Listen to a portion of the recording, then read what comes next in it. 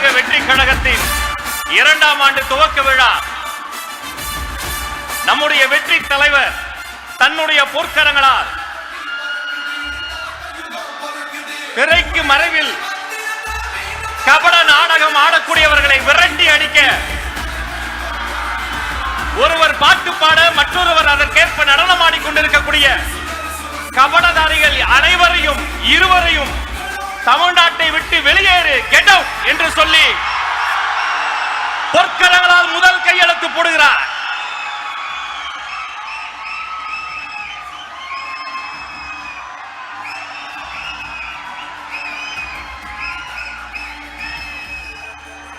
நம்முடைய தலைவரை தொடர்ந்து தலைமை கழக நிர்வாகிகள் #GetOut என்று அந்த பதாகையில் சிறப்பு கையெழுத்தை பதிவு செய்கிறார்கள்.